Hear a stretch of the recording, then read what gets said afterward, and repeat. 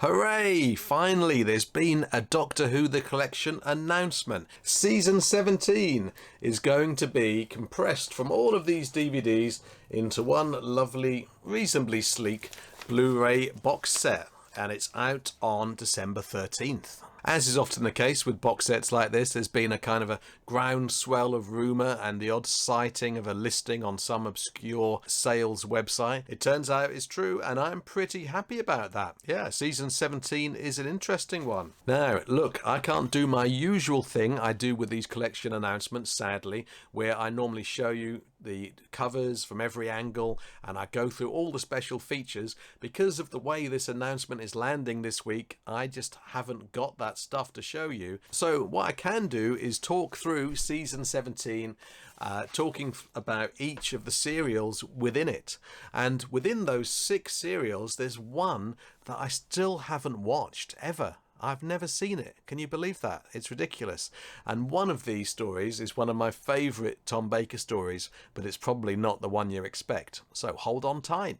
Destiny of the Daleks is the first story, and this was definitely a time in Doctor Who history when I was totally engaged with the programme. I had absolutely worshipped season 15, which had Horror, Fang Rock, An Invisible Enemy, and Invasion of Time. That's a great season, and in fact I made a Doctor Who video about that on this channel. I'll put a link to it on screen at the very end of this one. And season 16 had also enthralled me. I'd really enjoyed the whole series arc of the Doctor Who and Romana 1, if you will, trying to find the different pieces of the key to time. And now when season 17 came along, it started with a Dalek story, so that was a pretty good start. And now, admittedly, I think most people would be hard pushed to describe this as one of the greatest Dalek stories of all time, but it's a good one. It's got Davros in it. I'm a huge Davros fan. Again, admittedly, the performer playing Davros, David Goodison, is, as his name implies, good rather than great, if I'm honest. I mean, he's fine, but he hasn't quite got that energy and that fury and that dynamic force that Michael Wisher had before him in Genesis of the Daleks, and Terry Malloy would have for the remainder of Davros's run in the classic period. Still, I liked this at the time. I thought this was fine, and I think I've revisited it since, and I know I have, and I liked it. Yeah, I mean, the Movellans are very, very 80s, aren't they, with their bright pink guns and their white outfits. It's a typical kind of Terry Nation style story, really, isn't it? It's like Daleks at war with a race of beings, but it's quite nice. I quite like the whole thing of the role of logic in the story is quite nice. Yeah.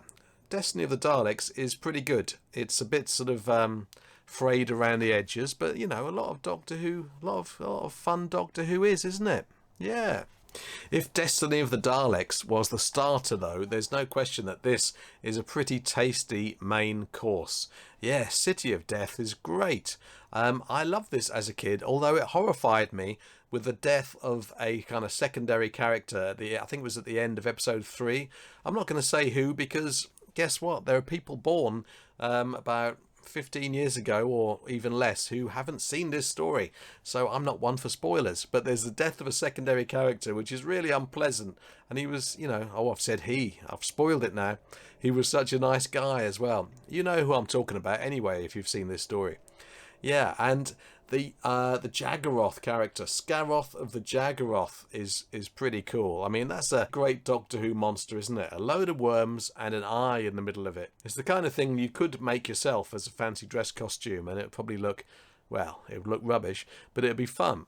And City of Death, of course, has Tom Baker and Lalla Ward delighted, and they're in Paris, and seemingly off screen they were in love as well, and so that's kind of delightful, isn't it? And it all adds to the whole experience. Doctor Who on location in Europe, always a pleasure, even with Arc of Infinity. Now this one, The Creature from the Pit, gets quite a rough ride off a lot of people, but at the time I liked it. You know, I don't know how old I was, but I was too young to think, oh, that looks like a gentleman's To me, it was just a cool green monster in a cave, and I enjoyed drawing it just as I enjoyed drawing Scaroth of the Jaggeroth, I think, and one monster in particular that I'm very excited about that I'm going to talk about in a moment. I must admit, I don't think I've gone back and revisited this since, as you can tell actually, because this DVD still has the cellophane on it. That's a bit of a giveaway, isn't it? But I've got a lot of affection for it, and I will watch it sometime, wolf, weeds and all. Oh, now here are some other monsters that I love drawing. I drew endless comic strips featuring the Mandrels. That's the thing, you know, people can write off a lot of Doctor Who monsters and say they were rubbish and they were just obviously men in suits, but no, to me as a kid the Mandrels were awesome. I absolutely loved their green eyes in particular. I really enjoyed colouring them in, and it's a pretty fun story, and with a kind of a grown-up theme of like drug addiction.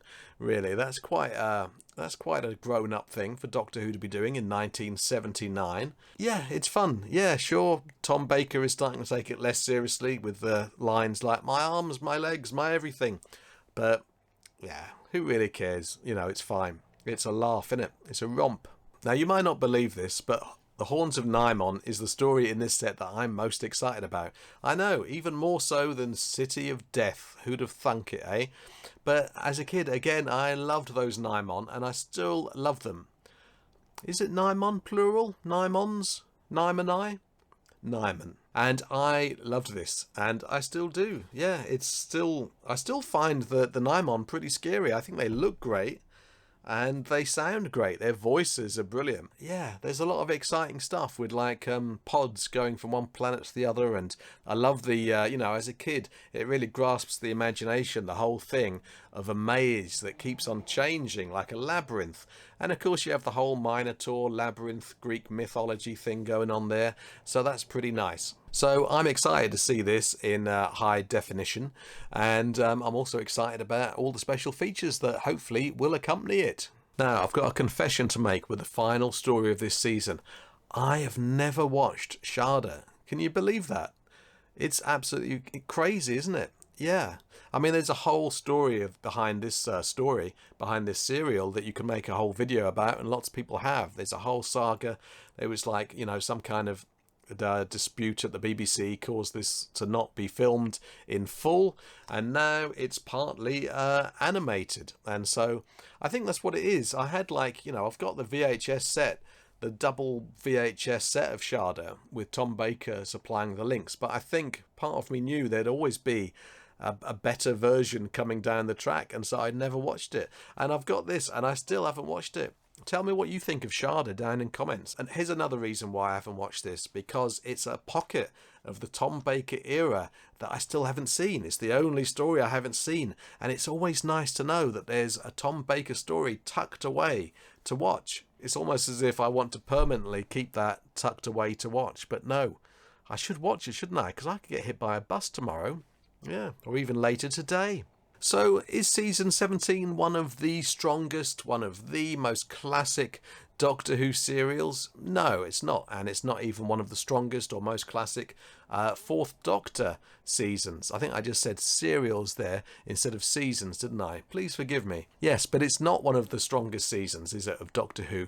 And yeah, it's full of wonder and it's full of great stuff, and for me particularly, it's full of stuff that really grabbed my imagination. Great monsters, very drawable monsters, and the Doctor is for the most part having a good time. And this is the last gasp of John Nathan Turner Doctor Who. Of course, a lot of people would say that change was not coming a moment too soon, because the show needed an overhaul, and I can see that point of view. And yet I also love this kind of period of the show where Tom's having fun. He won't look like he's having so much fun, that's for sure, the following year in season 18, but right now he's in love with Lalla Ward and he's having a right old blast. So, how do you feel about this season 17 announcement? How do you feel about the collection box set? Are you going to order yours straight away? What's your favourite serial in season 17? And what's your least favourite, if you fancy talking about that? Get down in comments, let's talk about it. Thanks for watching this video, I hope you've enjoyed it, and I also hope you come back for the next one. Until then, don't forget to embrace your obsession.